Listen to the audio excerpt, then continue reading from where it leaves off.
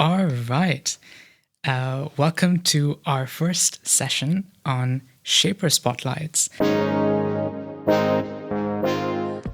For those of us who are wondering, what is a Shaper Spotlight? This is an initiative of the Global Shapers Dubai Hub to bring across these beautiful stories that each of our Shapers have. And today, for our first episode, we've got Abdullah AlSalmani, who is a global shaper with the Dubai Hub, and you're playing so many different hats in the hub, which is absolutely beautiful.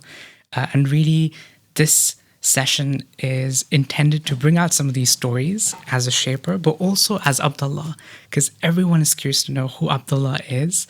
As a person, what do you do when you're not in the Shapers Hub, volunteering and leading projects? So that's a bit of a context behind this initiative, and we'll definitely have more of these with each of our Shapers.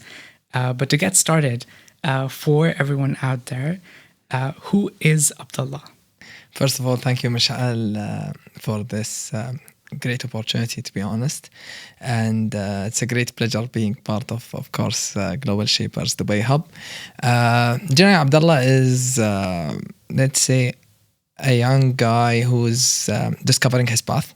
Have tried different things during my journey itself, whether as a young engineer who graduated, went into the space field by coincidence, to be honest, by putting myself out there and trying different opportunities, different volunteering opportunities that I've done that led me to join the Shapers community, and seeing how I went in it and fitted within it. Now, currently, I went from being a satellite systems engineer to teaching students how to build satellites, and that's my current focus, which also aligned perfectly with the projects I'm working on now currently as a shaper. That's beautiful. And you talk about switching around your different hats, especially from a career perspective. Curious to know, did you always have this clarity as you were coming along on this journey? You're still young, you still have a lot of things that you are really ambitious about with where you are right now. What was that journey like as you were figuring out your own career, let alone people inspiring others with what you're doing right now? Not at all, honestly. I never knew where am I heading, and this is why I was trying different things, to be honest. Yani even when I graduated from school, I didn't know what major I'll be studying in. So at the beginning I wanted medicine, but then didn't get the opportunity to go into medicine. And then by coincidence, I was asking my family members, I was like, what major should I go in? And everyone pitches different majors. But then I decided to go with electrical engineering, which they said was a challenging major. So I took the challenge from that perspective. And then after that, during my engineering major, honestly, I wanted to shift during that, because I always had the mindset of, I want to become, at that time, funny part is that I wanted to become the COO of a company, and I didn't know what COO stands for. That was at school. But then afterwards, I really wanted the aspect of challenging myself further, taking the decision-making aspect, but then I realized that it's one of the difficult parts. From there on, I went, completed my degree in electrical engineering. My master's in space science was also by coincidence. So basically, subhanAllah, it's nasib at the end of the day. So I got an internship at the National Space Science and Technology Center. I loved what they do in terms of working on embedded systems and things. And from there, I went and got the chance to do both my master's degree as well as work in the sector. And from there, things went. So it was all about discovering myself, putting myself out there, trying different opportunities, and seeing how things go from that aspect, and being open to opportunities. That's beautiful. And you mentioned a beautiful Arabic word, nasib, which really translates into, yes, this is the destiny, but you've also put in the effort behind it in terms of being intentional, showing up, being present. I've got one last question before we jump into the project that you're leading with the Global Shapers community. Who was Abdullah as a child? That's a very deep question, to be honest. Actually, I was raised up I was raised up in a really nice way where I was a polite child, to be honest. And the first time I got to see, let's say, the streets in terms of, football and these things was when I was maybe 10, 12 years old, which was something not very common, to be honest. In my area, I've grown up in a lane, and in my area, most of the students or the kids that I was with at school, they were playing football outside and enjoying their life. I didn't get this chance at the beginning. I was focused mostly on education. So my parents were basically motivating me and encouraging me to spend more time studying, to prepare for my career forward. However, I got the chance to experiment these things, whether at home, with the wider family. The nice thing is that I was always grown up with the wider family, so I got to see their struggles while they're preparing their advanced degrees, as well as how they work, etc. And this shaped how I look like, or how even my future looked like. So I got the chance to see my uncle who's an engineer, my aunt who is working in business development, my mother who's a teacher, and this shaped how things went forward. And when reflecting back, I can see that this influenced my journey so far. Mashallah. So a lot of inspiration and spending good quality time with family, which has really shaped up to who you are today. You do explain yourself as a polite child, and I think that still continues in everything that we're seeing in our hub meetings and the projects that you're leading. And speaking of projects that we have in Global Shapers Dubai Hub, one of them looking at careers, specifically in STEM, and encouraging and inspiring young people to figure out what does that really look like tangibly, and getting that experience, which I know is something that's really close to your heart. How did this project start, and which direction are you looking to take this into? So huge thanks to you for basically igniting this project, to be honest. It's something that is deeply connected with me, where it started from the aspect of let's say one of the startups that I was building was focused on deep tech. So at that time, I got the chance to see that me and a group of engineers can work on building something, but then realized that, yes, startups that are in deep tech usually are focused around 3-4 people, and then the team that they have around them. Then I saw that there's a huge gap that we find, and I reflected back on my journey as a child who didn't know what to study next. And then even if I knew what I would study next, let's say I want to become an engineer, what skill set do I need to become an engineer? So this influenced my journey, and this took me to the aspect of willing to teach the practical aspects behind it. So I had 2 goals, to be honest, and these are my current goals: to help children, let's say 12 years old onwards, specific at their different phases, upskill them in STEM, but also help them identify career paths. If engineering is not their thing, then it's good that they know that from now, instead of wasting 2-3 years of their journey at university and then they shift careers. And I've seen a lot of examples. So the project itself evolves around these key pillars of helping students upskill them in STEM, as well as helping them in identifying career paths by taking them through a mentorship journey. So it started now, as you've seen, with sessions that we do as sort of roadshows at schools, universities, and for the public to spread awareness about the fields and let's say the inner details that usually they don't hear about from, let's say, a simplified perspective where these students can understand them. But also at the same time, the vision is to continue that through tailored mentorship and help them dive more into the fields they are willing to dive into. Oh, that's incredible. And we can see a lot of that really kind of transpire into the classrooms, which is where you're spending a lot of this time with young students who are still deciding what they want to do in their career.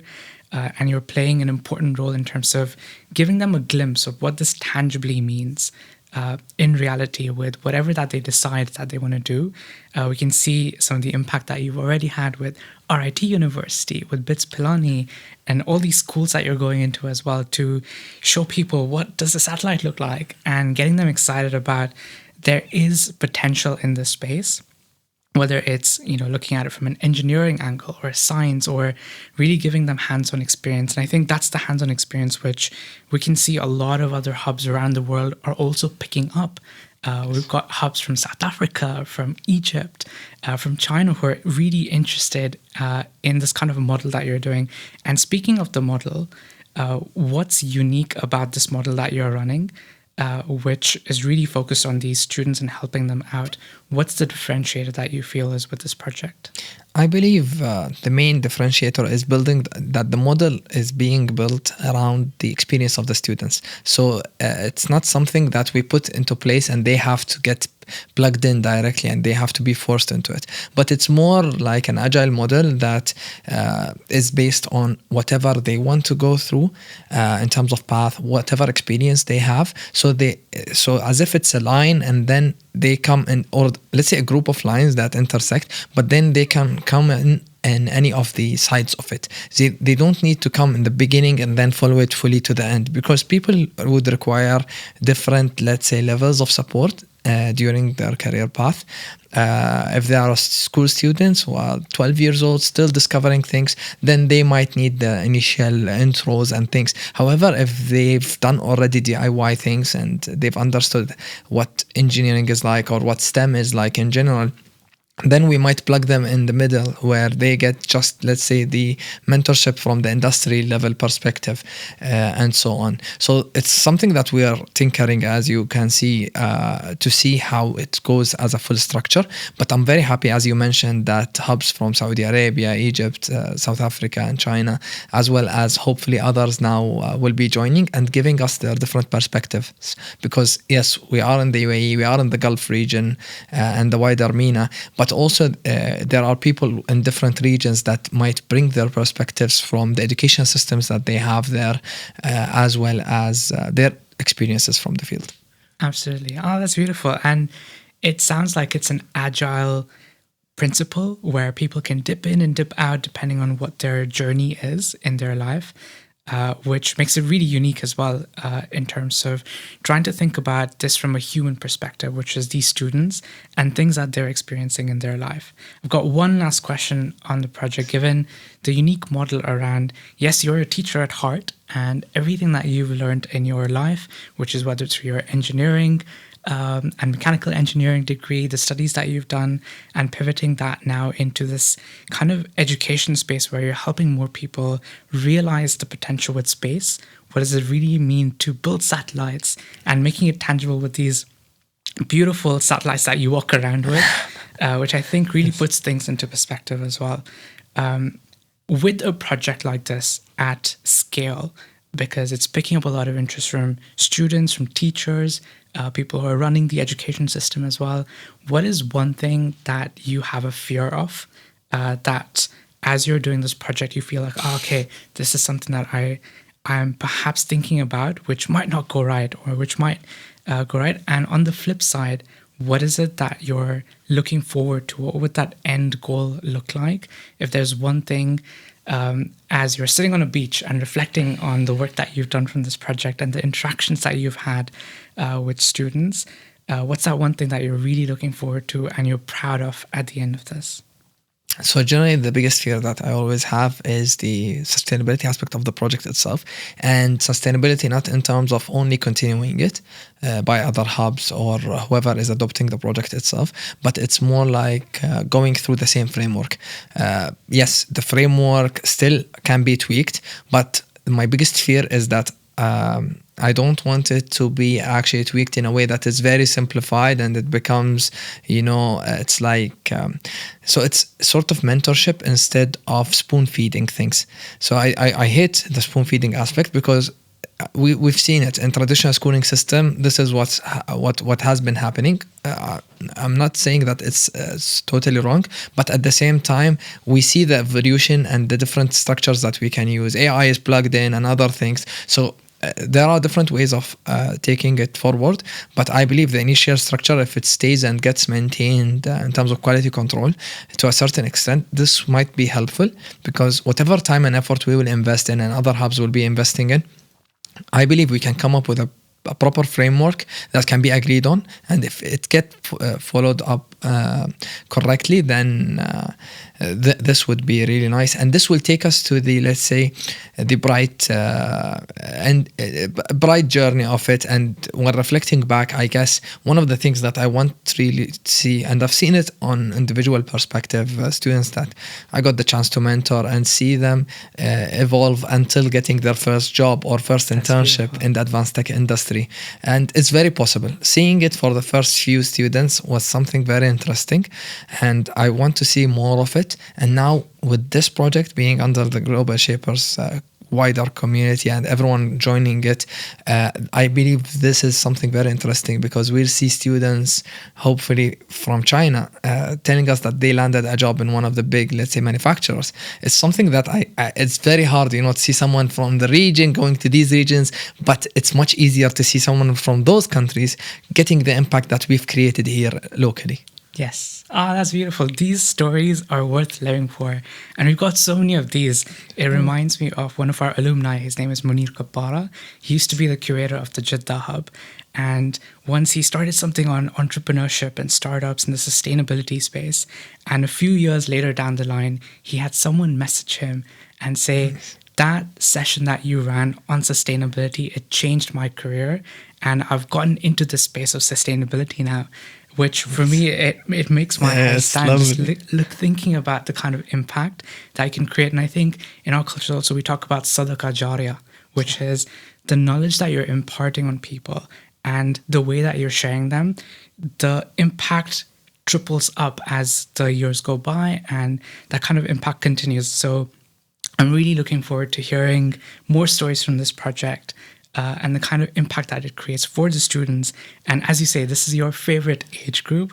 When they're so young, they're still thinking about their careers and what they want to do. And I hope that this brings a lot of impact to them, and adds so much value to the things that they're looking to decide. And I think we were talking about this in the car as we were coming for this podcast as well, which is completely unscripted. And I love the beauty of it, which is sometimes we think about the impact and it's not necessarily clear at the start. And we're so fixated with that end journey that we forget to enjoy the process, and that what the little steps look like as you're working towards something. And you have something that's really clear, and you're working towards something which is seeing that impact on these different people that are part of this project, and they become part of the project through the mentorship framework, through the things that you're creating in a very agile way. Now, taking a step back, and to close off this first session of our Shaper Spotlight as well, you as Abdullah, as a Shaper, in all these different hats that you wear, what is perhaps one thing that you would tell the audience, which is, if you want to be in the space of creating impact, one thing that they should keep in their minds as perhaps someone who has a little bit of an idea that they want to achieve something in their life, maybe start a grassroots project like this, like you've done. One thing that they should keep in mind, and one thing that if it means to kind of become a shaper, what is something that people should not think of and should stay away from when they want to create a project like this, when they want to create an impact like this? So some might see it as a cliche aspect, but to be honest, I really have seen it, whether through the entrepreneurship journey, whether through volunteering, etc. When you're doing something without, let's say, expecting a return out of it, you will do it at your maximum. And I've noticed that if you're working, let's say, towards solving a specific problem, and you're not waiting the money, yes, people might say we're opening startups for the sake of getting money. But at the end of the day, if you're actually solving the problem, you'll find that there are a lot of doors that gets opened for you. The same happens for the shapers or other communities. Generally, when we're entering the community, the only thing that I had in mind personally, I guess each and every shaper we have here at Dubai Hub, to be specific, and I guess the wider community, have let's say the perspective of us being in the community, enjoying the nice chats with the people, networking and getting some friends, and especially if we're doing our meetups on Sundays. So people have other things to do, but for us, it's like, having our small networking activity and things where we actually share the same passion towards the same goals, and then things start opening. So the thing is that it's always about another Arabic word, in this case, niyyah, or basically your intention towards doing things. If the intention is clear and if the goal is to actually really do something that is impactful, doors will be opened, and eventually other aspects that might be more, let's say, obvious for people will be getting laid forward, and the person will, subhanAllah, reap the benefits of what they're doing. And I've mentioning the aspect of the journey versus reaching the destination itself. One of the photos that I always include in my presentations whenever talking to children was 2 photos. One of them is before launching our satellite, and the satellite that I was working on, and one of them is after the satellite got launched. And we can see the excitement. Before launching the satellite, it was a mission accomplished, so we were enjoying the moments, enjoying every moment of it. But when things finished and we reached the goal, it was like everything is done. So it's at that moment I realized that it is actually about the journey itself, not about the destination. And this, I guess, influences most of the decisions I would do. And I believe if people really think about the deeper aspect of it, it will help them a lot reach their goals, as well as create proper impact that is grassrooted. Ah, beautiful. I feel like this entire episode has been filled with like these little nuggets of beautiful words as well. You just mentioned niyyah. And intention setting is so beautiful when done in the right space with the right people around you as well. And that's exactly the kind of culture that we want to create in the Shapers community as well. How can you surround yourself with people who are thinking about the impact, who are focused on community building and seeing that real impact in different ways, perhaps that it means for them, but ultimately they can see that difference being made in people's lives. And that's exactly the kind of ethos that the Global Shaper community is also built on. So we got some questions from our Shapers and our Friends of Shapers community, which we'll tell you about as well. The first one, and this is rapid fire, top 3 advice that comes to your mind for entrepreneurs.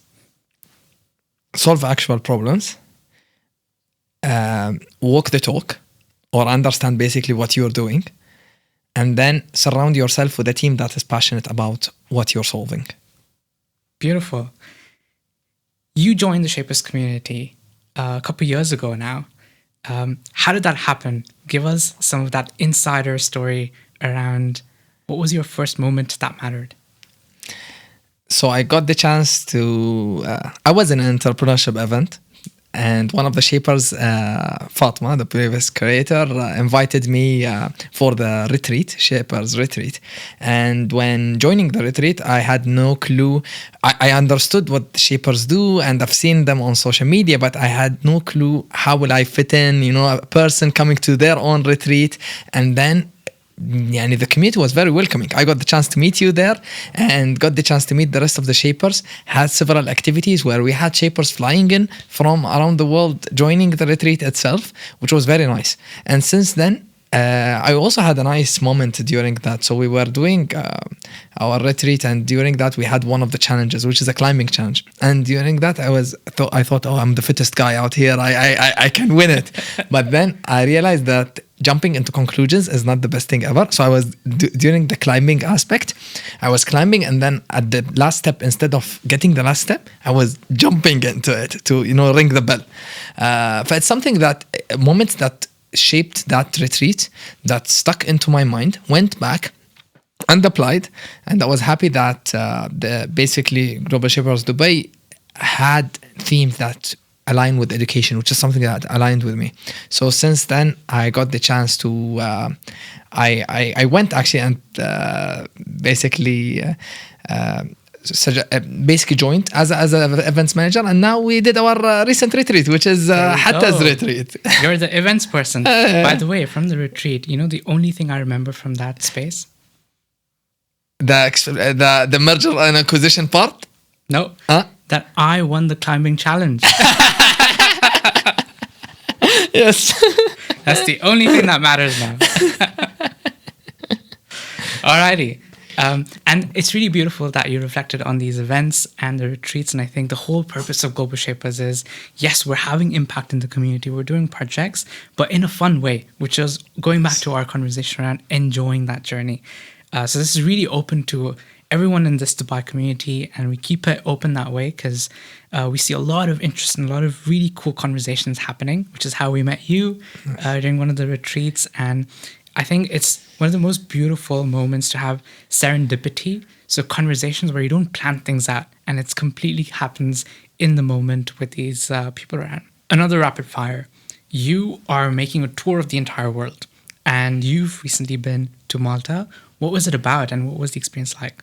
So I went to Malta to participate in one of the EdTech accelerators. One of the best, honestly, EdTech accelerators that take you through the journey of building a startup around education technology. And this is something I wanted to understand both aspects. How can we create impact through whatever I do in terms of STEM and satellite technologies by teaching students, and network with other founders from around the world. And this was through 3 months. So I got the chance to be there, learn different aspects, and cooking was one of them, of course, as well as I got the chance to actually, for the first time ever, I get the independency of having to go there and staying there, getting disconnected from people, but then still, let's say people out here, but then at the same time, getting the chance to follow up through online aspects. It wasn't the easiest experience, yet I learned a lot about it from it, and at the same time it shaped who I am. Next question. We did a session on AI agents as part of our Level Up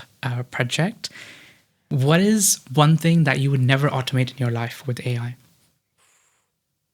Cooking. Yeah, and AI, I believe this is one of the things that I had a talk with a guy who's an expert in AI, and I asked him the same question, and he answered me. I was like, yeah, interesting.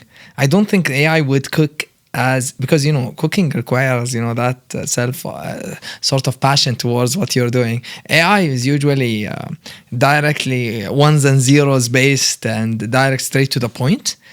And that's one of the aspects. If we're talking about technical aspects, I still use AI to brainstorm things, but after I come with the general idea or the strategy aspect. I don't think I would use AI to think instead of me, because then I would lose the real me. Ah, beautiful. So Abdullah, you have to tell us your favorite dish that you have made. I learned a lot during my Malta experience for 3 months staying there and trying to learn. One of the things that I learned is how to time your pizza in the right way. But then I learned how to cook chicken. And then I started teaching the rest of the startup founders who were also coming without their families. And it was one of their first few experiences away from home. And it was really nice, getting that sort of independency to a certain extent. But then once I'm home, khalas, I don't want to cook anymore. There we go. There you go. You're always inspiring people wherever you go, even when it's cooking. But for now, we'll keep the story of the house getting burned down out of this podcast. Twice. But your experience in Malta is super inspiring, and I think it's these experiences and stories that we're also looking to be able to disseminate in our communities that inspire people. We've got another question from the community, and also inspired by what you did in Malta. And given your involvement in space, we definitely have one rapid fire question in this, which is, let's say you have reached Mars. What's the first thing that you're going to do when you reach the planet? So, other than water, it's definitely finding a community. And in that case, I'll try to set up another Global Shapers community. Global Shapers everywhere. Yes, they are. Even when I reached Malta, by the way, I tried to directly reach out to the previous, to their hub in Malta. And it was great, to find people. And that's one of the tricks that I learned when meeting shapers here in Dubai. When they come from abroad, they say that the first people who they message are the shapers. Because usually shapers play key roles in their communities. And that's what I did in Malta. It was my first experiment where I started messaging people from Valletta Hub. And I got to meet amazing people who work at great entities. And they gave me great insights to understand how the Maltese market works in general. And it was really helpful. Ah, that's incredible. It really shows the true value of the community, where the ethos is wherever you go in the world, or now in our case, whenever you go into space as well, you find someone that really resonates, that you can share stories with, and they're willing to help out. Yes.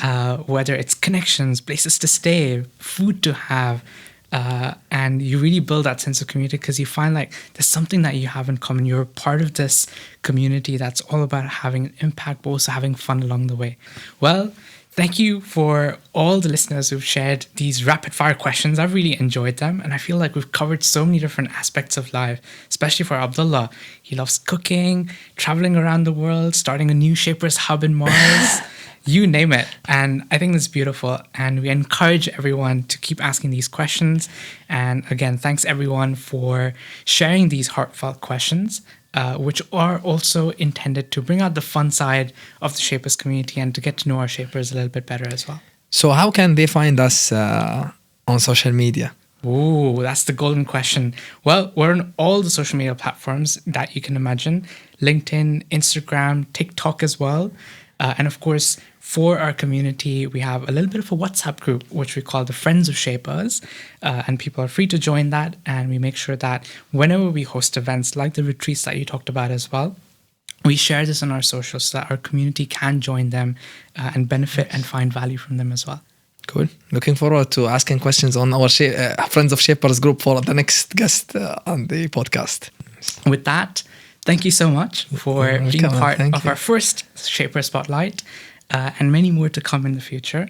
Sure. And for everybody who is following us on this journey, we'd love to engage with you. So we will have opportunities where you can ask us questions in terms of things that you are curious to know about the Global Shapers community, about the Shapers ourselves. And we will definitely get to them in terms of answering them and getting more Shapers on episodes like this. So thank you so much. Thank you.